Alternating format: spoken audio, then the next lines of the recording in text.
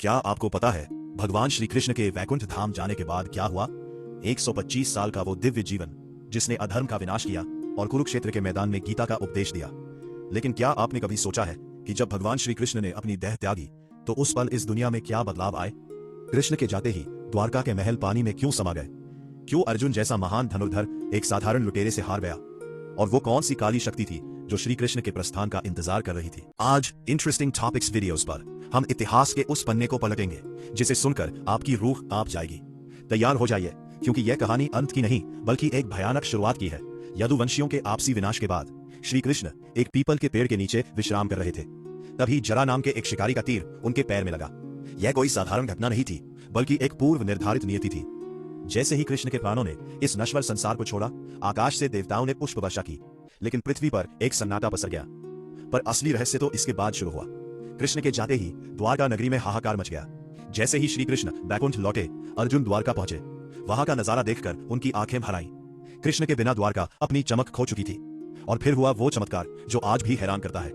जैसे ही पांडव और द्वारका के निवासी शहर से बाहर निकले, समुद्र की लहरों ने विकराल रूप ले लिया। देखते ही देखते सोने की बनी द्वारका नगरी को समुद्र ने निगल लिया। आज भी समुद्र की गहराइयों में डूबी वो नगरी इस बात की गवाह है, जाते ही इस धरती से दिव्यता विदा हो गई थी। सबसे रहस्यमयी बात यह थी कि जिस अर्जुन ने अकेले दम पर महाभारत जीत ली थी, वही अर्जुन द्वारका की महिलाओं की रक्षा करते समय साधारण लुटेरों से हार गया। अर्जुन अपना गांडीव धनुष नहीं उठा पा रहे थे, वे अपने मंत्र भूल गए थे, क्योंकि अर्जुन की शक्ति उनके भीतर नहीं बल्कि उनके सारथी श्री कृष्ण में थी। कृष्ण के जाते ही अर्जुन एक साधारण मनुष्य बनकर रह गए। यह इस बात का संकेत था कि अब चमत्कार और दैवीय शक्तियों का युग समाप्त हो चुका था। शास्त्रों में लिखा है कि जिस क्षण श्री कृष्ण ने पृथ्वी छोड़ी, उसी पल कलयुग ने इस धरती पर कदम रखा। अधर्म जो अब तक कृष्ण के डर से छुपा हुआ था, वह अब खुलकर सामने आने लगा। श्री कृष्ण के जाते ही धर्म का चौथा पैर भी डगमगा गया। इंसानों की बुद्धि भ्रष्ट होने लगी, उम्र छोटी हो गई और चारों तरफ स्वार्थ का अंधेरा छाने लगा। क्या आप जानते हैं कि कलयुग को रोकने की शक्ति सिर्फ कृष्ण में थी और उनके जाते ही यह दुनिया एक अंतहीन अंधेरे में गिर गई। अपने सखा, गुरु और भगवान के जाने का गम पांडव सह नहीं पाए। युधिष्ठिर ने समझ लिया कि अब चौथा पैर भी डगमगा गया।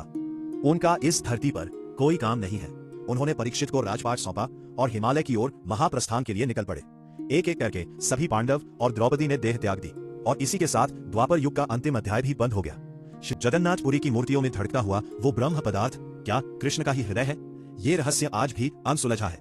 अगर आप चाहते हैं कि हम जगन्नाथपुरी के उस धड़कते दिल पर एक विस्तृत वीडियो बनाएं, तो कमेंट में कृष्णा जरूर लिखें। वीडियो पसंद आई हो तो लाइक करें और रहस्यमयी जानकारियों के लिए हमारे चैनल इंटरेस्टिंग टॉपिक्स वीडियोस को सब्सक्राइब करना ना भूलें। मिलते हैं अगले वीडियो में एक और अनसुने रहस्य के साथ।